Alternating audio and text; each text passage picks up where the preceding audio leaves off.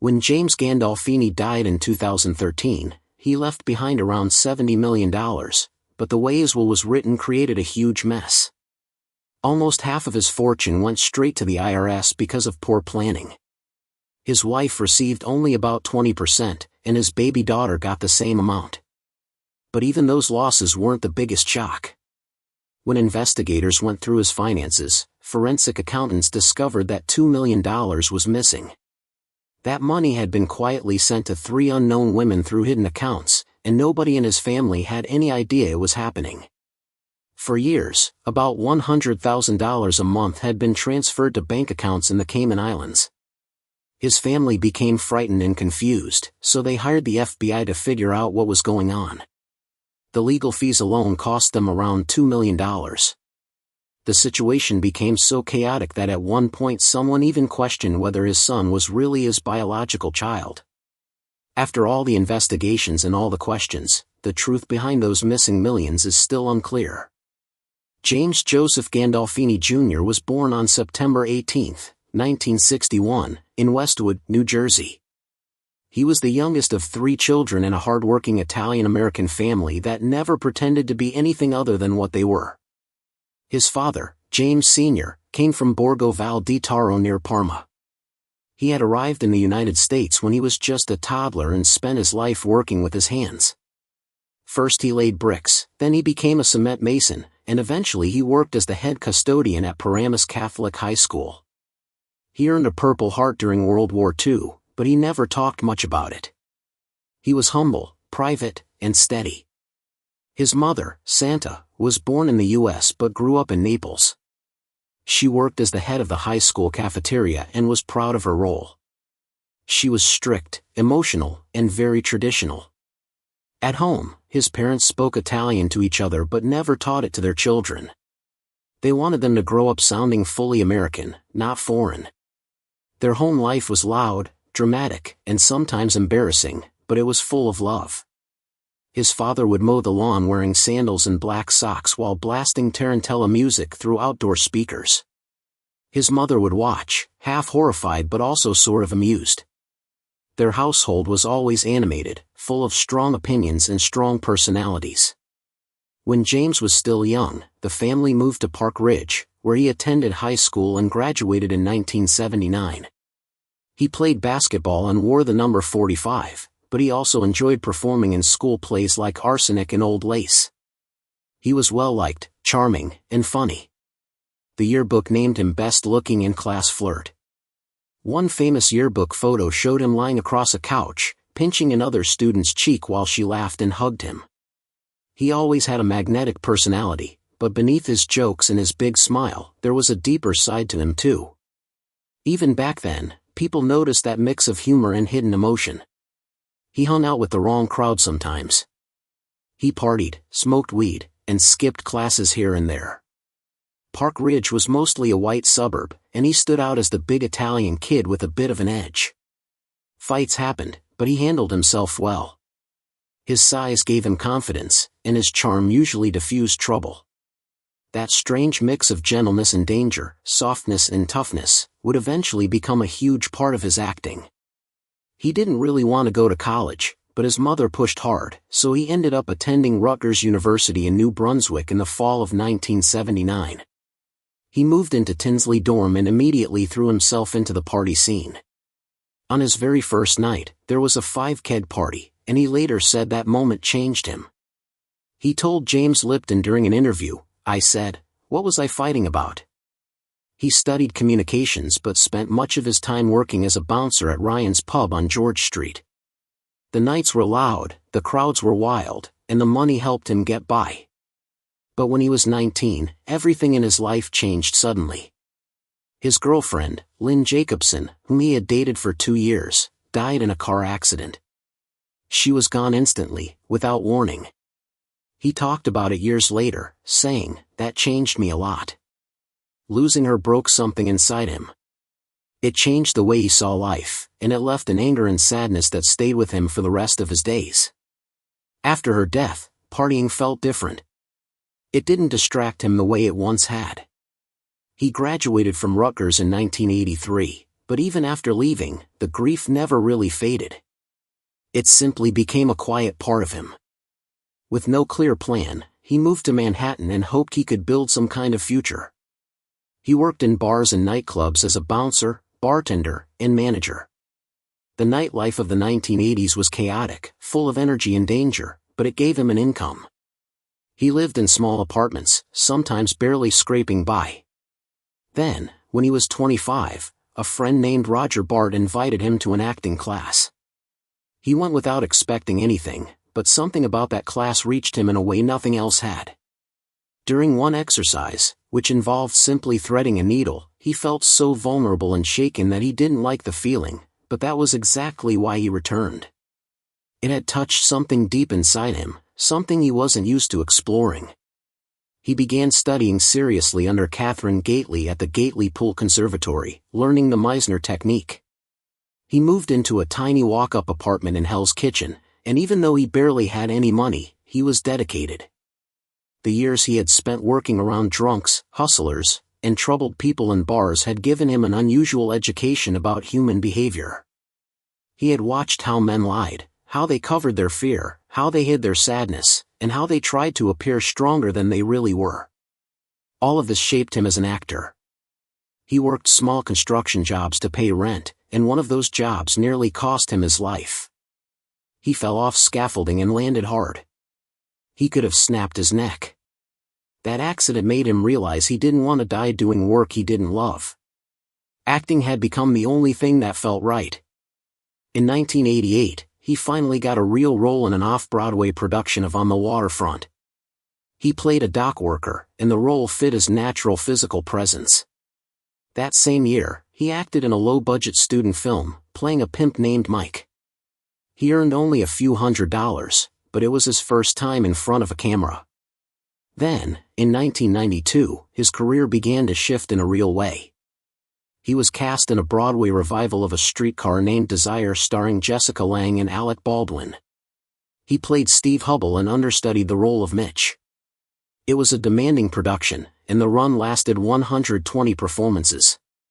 Alec Baldwin received a Tony nomination, and even though Gandolfini wasn't in a lead role, people in the industry noticed him.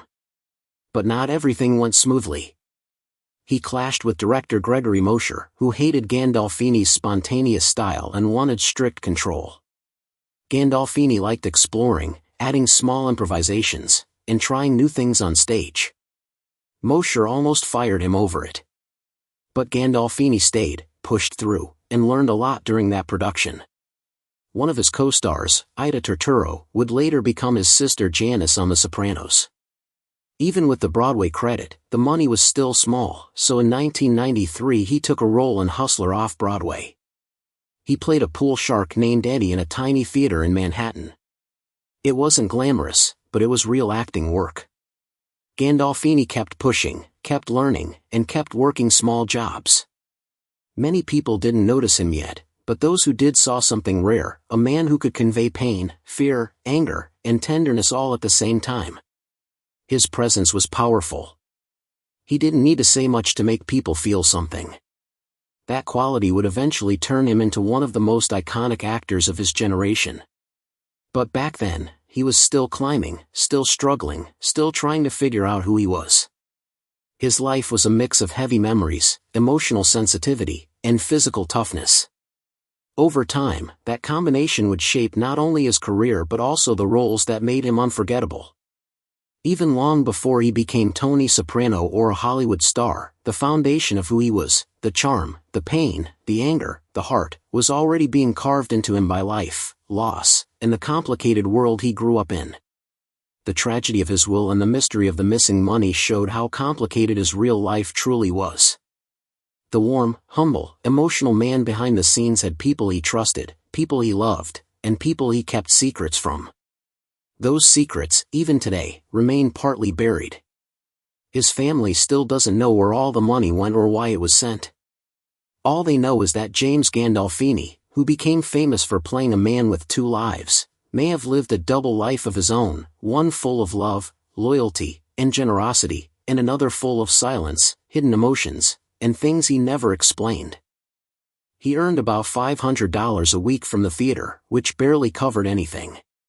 He lived on cheap ramen noodles and still worked part-time as a nightclub bouncer just to survive. He performed 8 shows every week, and afterward he often drank heavily to cope with the stress. That job earned him his first SAG card, which finally made him an official working actor. But as his career slowly moved forward, his personal life was slipping. After some shows, he would go out and binge on cocaine. His co-stars began to worry about him. One night during his run in a streetcar named Desire, he woke up in the apartment of a stranger on the Upper West Side, with absolutely no memory of how he had arrived there. He started missing rehearsals, showing up high, sweating through scenes, and sometimes locking himself in the bathroom between acts, shaking and crying. But despite all of this, the directors kept him. His performances were raw, powerful, and completely real. Other actors couldn't bring that kind of emotional weight to the stage. Gandolfini could, because the pain he showed wasn't something he faked. It came from a place deep inside him, a place he couldn't always control. The pressure of performing caught up to him quickly. In 1995, he was cast in early workshops for God of Carnage, but he suddenly walked out of rehearsals without warning. Stage fright had taken over his life. He was only in his early 30s, loud, physically imposing, and already being typecast as the angry guy, the tough guy, the man you didn't want to cross. He felt like he had to play that way in real life, too, just to keep getting hired. That pressure made him panic. He needed medication just to get through auditions. The fear of forgetting lines, of freezing on stage, of being judged in front of a live audience became too much. Eventually, he gave up theater entirely and focused on film work instead. In front of a camera, he felt safer. There were retakes. There were pauses. He didn't have to fight that overwhelming fear of a live crowd. But even in film, he still had to fight for every opportunity. By the end of 1995, he was trying to break into television. He landed a small guest role on Crime Story, playing a mob enforcer, but his phone didn't start ringing afterward. Casting directors told him he looked too rough, too ethnic, too intimidating, not clean enough for mainstream TV. He was rejected again and again for shows like NYPD Blue. So he tried to change himself in the only ways he knew how. He lost almost 30 pounds through brutal workouts, 2 hours at the gym every day, and a diet made up of tuna, apples, and protein shakes. He hoped that if he looked more polished, more like a typical leading man, he might finally get the roles he wanted. He even thought about getting cosmetic surgery to soften the angles of his face. But none of it helped. The calls still didn't come. What casting directors didn't understand was that James Gandolfini didn't need to look like a hero. He didn't need a clean face or a perfect body. He needed a role that matched who he already was, deep, complicated, emotional, and real. And that role was coming sooner than anyone expected. In March 1997, he walked into an HBO audition room unknown and unnoticed. He wasn't famous. He wasn't a star. Nobody in the room expected anything from him. The creators of the show were still considering big names like Nicolas Cage or Steve Buscemi. Gandolfini asked to perform a scene involving a panic attack. As he did it, his hands trembled, his breath tightened, and the room fell silent. He wasn't pretending. He understood panic because he had lived it. When they watched him, they saw a man who could be terrifying one second and vulnerable the next. They knew instantly that he was the one. He got the role. Tony Soprano belonged to him now. But even after he was cast, he almost walked away from the project twice. He was troubled by the violence. He hated the idea of glorifying a murderer. The thought made him sick. He wondered if audiences would misunderstand and end up loving a man who hurt people. Still, he stayed. He committed to the character with everything he had, and sometimes too much. Before violent scenes, he would hit himself in the head to get angry enough. He forced himself to stay awake for 2 or 3 nights in a row so he would look exhausted and unhinged on camera. He went deeper into the Meisner technique, training intensely for 2 more years to try to control the rage and emotion that lived inside him. When he put on Tony Soprano's bathrobe, it was like he stepped inside a different version of himself, one he couldn't always step out of. When The Sopranos premiered on January 10, 1999, 4.6 million people watched. It became a phenomenon. HBO transformed overnight into the most powerful network in television. But as the show became a success, Gandolfini felt like he was falling apart inside. He started going to real therapy to explore painful memories that would help him understand Tony better. Those sessions deeply affected him. He cried between scenes. He carried emotions home. He couldn't just leave Tony at the studio, Tony came with him. His co-stars noticed the change. Some said that being around him during filming felt dangerous, not because he was violent, but because he was so intensely inside the character that they didn't know where James ended and Tony began. In one hospital scene, he stuffed sharp rocks under his gown so that every movement hurt and his expressions would be real. Edie Falco, who played Carmela, once said that he told her, "They don't understand what this does to me." His panic attacks became more frequent, and he sometimes needed breaks during filming just to breathe. The line between the man and the character was fading. At times, it seemed like Tony Soprano was becoming him, or maybe he was becoming Tony. In September 2000, he won his first Emmy, a moment most actors dream about, but behind the scenes his life was spinning completely out of control. During the filming of the famous Pine Barrens episode in Season 3, he was so heavily using cocaine that the entire shoot ended up taking 12 days instead of the usual schedule. Every extra day cost HBO around $100,000. He kept disappearing from set without warning. Edie Falco had to make excuses for him so production wouldn't shut down. HBO's own CEO admitted later that the network was scared he wouldn't live long enough to finish the season. They showed up every day not knowing if they still had a lead actor, or even a show. Even with all that chaos behind the camera, the episode earned an Emmy nomination. He was delivering the best work of his career while slowly destroying himself. By 2001, his personal life started resembling Tony Soprano's far more than he ever wanted. In Season 3, there's a moment where Tony pays his girlfriend $75,000 to walk away from him. Around that same time, Gandolfini was dealing with accusations about cheating, arguments with the writers, and emotional blow-ups on set. He begged for Tony to have more human moments and less violence because he felt the character sinking into him. He couldn't separate Tony's tangled love life from the mess happening in his own. He cursed at himself during scenes, forgot lines constantly, and sometimes needed the script supervisor to feed him his next words. He was no longer simply acting as Tony, he was trapped inside him. The awards kept coming anyway. He won another Emmy in 2003 and another in 2004, but the wins didn't make things easier. They seemed to make the pressure even heavier. After a brutal divorce hearing in March 2003, he smashed his hand through a hotel mirror and needed 12 stitches. Filming had to be pushed back while the makeup team figured out how to hide the damage. Before violent scenes, he boxed the air in his trailer for long stretches until his anger felt real enough. Some days he didn't speak for hours, staying frozen inside Tony's tense, heavy energy. People around him weren't sure how to act anymore because they didn't always know if he was himself or the character. On June 6, 2004, the Season 4 finale Whitecaps aired. It featured a nearly 20-minute argument between Tony and Carmela. None of it was scripted. The director told Gandolfini and Edie Falco to let everything out and follow their instincts. Gandolfini poured his own failing marriage into the moment, and both actors ended up breaking down in real tears. The fight was so intense that some crew members walked off set because they couldn't watch it continue. Falco later said that she truly thought Gandolfini was having a breakdown. That night, he skipped the Emmy celebration. Instead, at 3 a.m, a bartender found him sitting alone at the Sunset Tower Hotel. All he said was, "I can't face anyone." That scene ripped my guts out. By October 2003, HBO reached its limit. During the filming of the episode Pyomai, he missed 3 days in a row.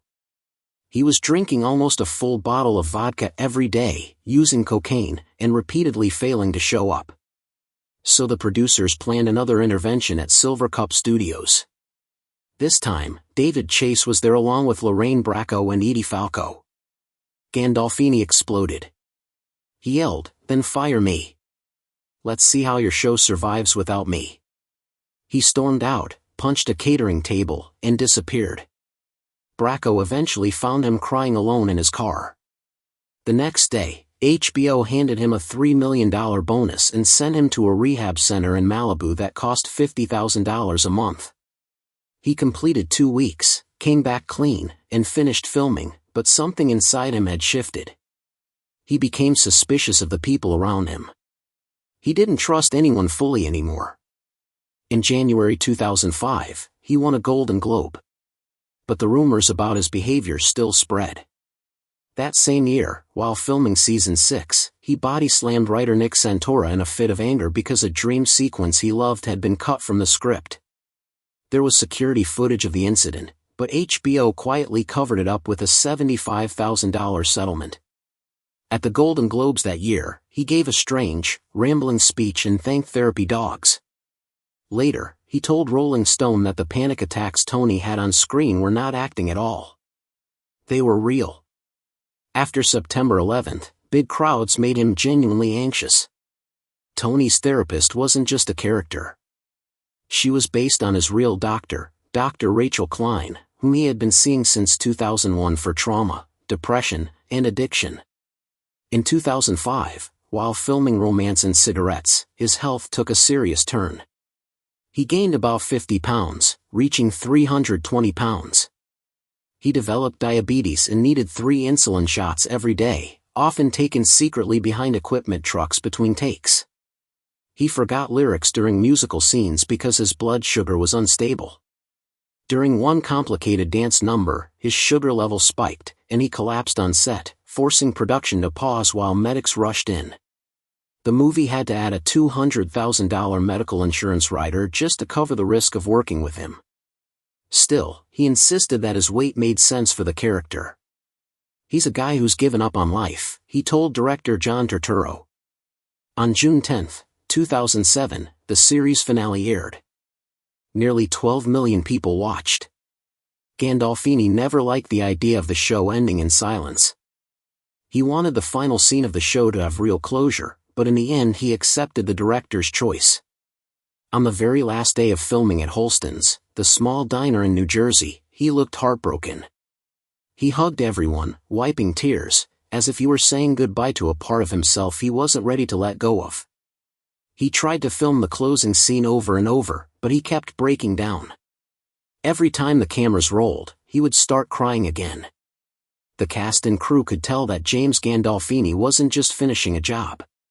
He was mourning the life he had lived inside Tony Soprano for so many years. Later, creator David Chase revealed that Tony had originally been planned to die in the Lincoln Tunnel, but he changed the ending and chose the diner instead. When the screen went black for exactly 10 seconds, people all over the world thought something was wrong with their TVs. They had no idea it was done on purpose. After The Sopranos, James tried to keep working, but his health and habits started getting in the way. While filming the movie The Taking of Pelham 123, his weight caused problems. When a producer made a rude comment about it, James walked off the set without saying a word. The entire production had to stop for a full day, costing $150,000. People knew not to push him. He could be gentle, but he could also explode without warning. During the filming of In the Loop, he missed 3 whole days of production after relapsing on pills. The crew was frustrated, but nobody wanted to confront him directly because his moods were unpredictable. In Where the Wild Things Are, he recorded nearly 100 hours of dialogue. Between sessions, he would often break down crying. He drank heavily before recording and sometimes skipped sessions completely. The people working with him could tell he was exhausted inside, even if he tried to hide it. For Zero Dark 30, he played the CIA director. The team built an entire compound in Jordan, but James smuggled bourbon onto the set and drank secretly. The pressure of the job and the intense raid scenes made him anxious. His panic attacks became so bad that filming had to stop. HBO quietly admitted they were scared he was not going to make it through the shoot. In 2009, he returned to Broadway to star in God of Carnage and performed 320 shows without missing one. Even though he had serious back injuries from his football days and needed surgery, he pushed himself to do every single performance. That same year, he created 2 emotional documentaries, Alive Day Memories and War Torn, about soldiers dealing with PTSD. While interviewing wounded veterans, he cried openly on camera. This wasn't acting. He was truly moved. He even donated $1 million of his own money to veteran causes. He said the pain those soldiers carried was deeper than anything he had ever felt in his own life, and he talked about it softly, as if the weight of their stories never left him. Back in 1999, James had married Marcy Wuterzak, a film producer he met on a small movie set. Their son Michael was born in May 2000. But just 2 years later, their marriage fell apart. Marcy sensed something was wrong, so she hired private investigators. They followed James into Harlem, where he bought cocaine several times. They watched him leave strip clubs at 3 a.m, drunk, stumbling with dancers on his arms. In court, she revealed he was spending around $2,000 a week on cocaine and alcohol during breaks from filming. She demanded $15,000 a month in child support and $500,000 in assets. By December 2002, the divorce was final. James had to pay $1.2 million in the settlement and $400,000 more in lawyer fees. Even though he was making good money on The Sopranos, it started disappearing quickly. James got only supervised visits with Michael because Marcy kept custody. But the court battles exposed much more than drug use. Marcy told the judge about his sudden rages, the cheating, and the dangerous things happening inside their home.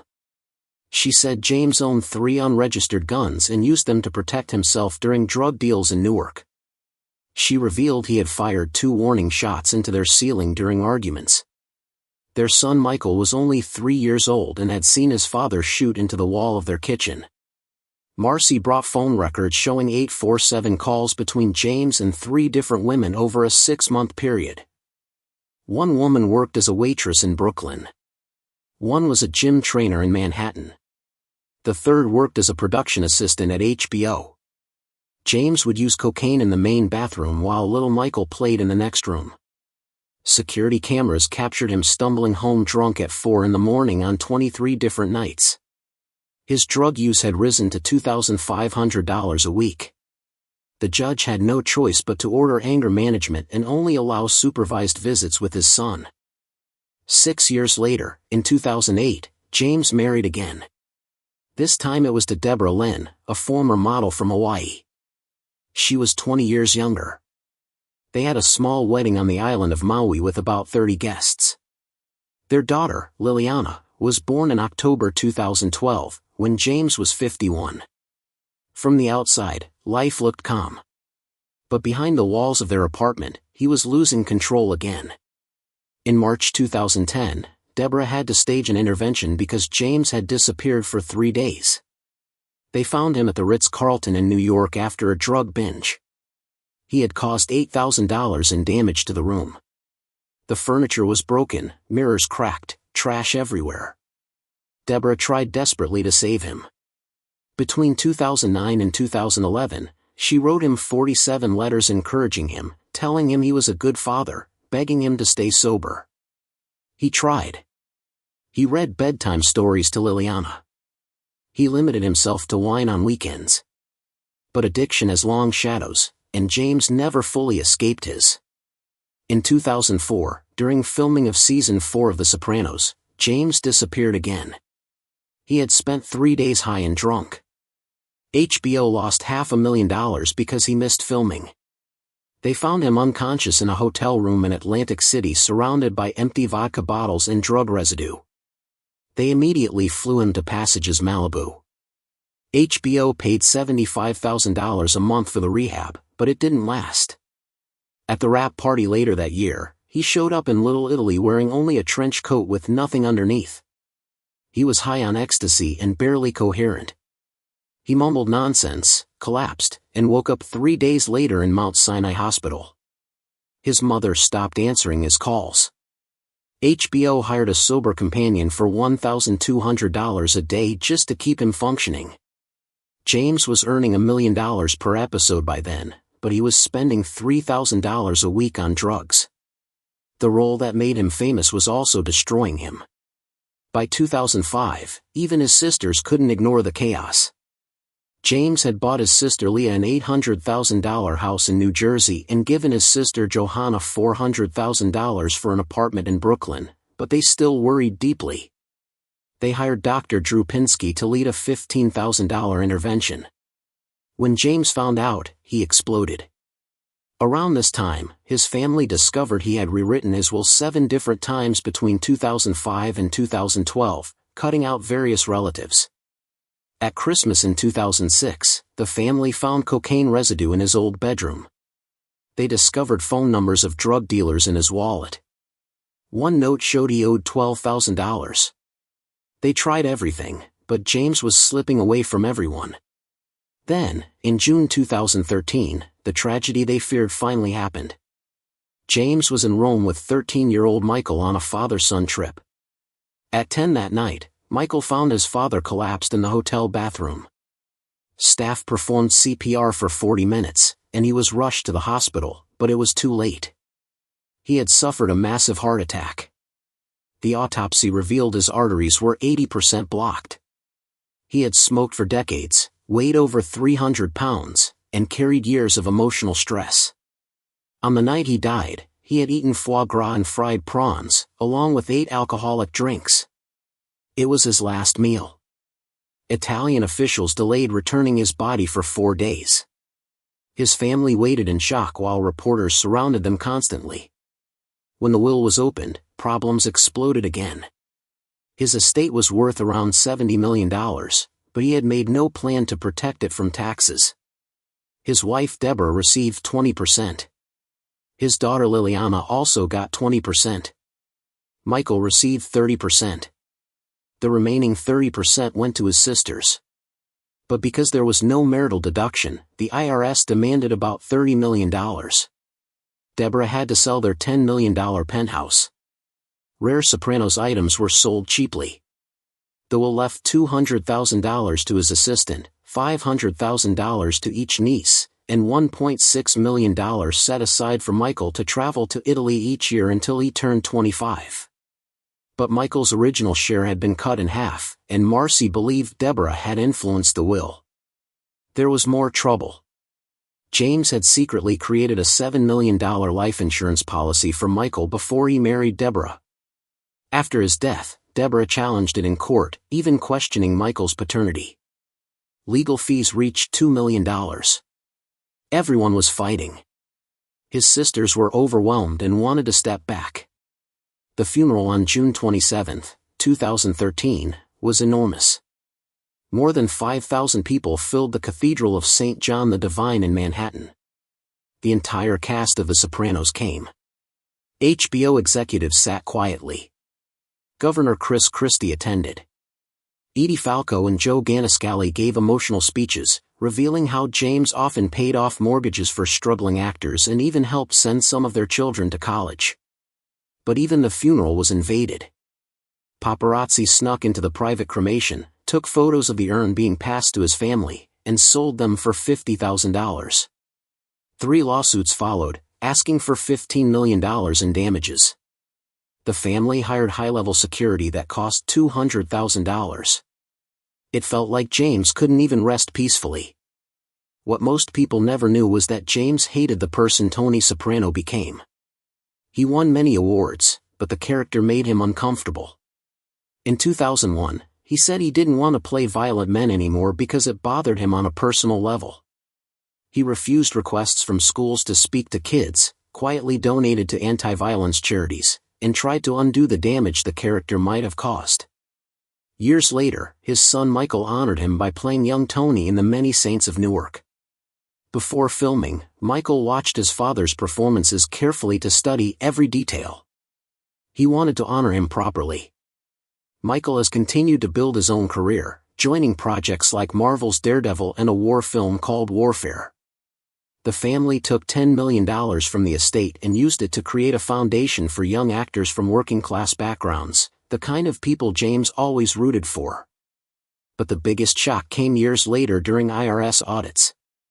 They found almost $2 million in unreported Sopranos residuals that had been sent to 3 women through fake companies and offshore accounts. Between 2006 and 2013, as much as $100,000 a month was moved quietly through the Cayman Islands.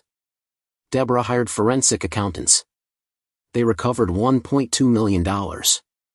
She settled quietly with the IRS and received only $8 million instead of $14 million. James' sisters gave up $8 million each to protect the trust funds for Michael and Liliana. Liliana, who was born just 9 months before James died, had a clause in the will. She has until 9 months after turning 21 to refuse her entire share if she ever wants to. But by 2025, both children had trust funds worth over $25 million. The sisters kept smaller amounts, but their sacrifices ensured the next generation would be secure. And after everything, after the fame, the pressure, the addiction, the love, the pain, that might be the one thing James Gandolfini finally got right.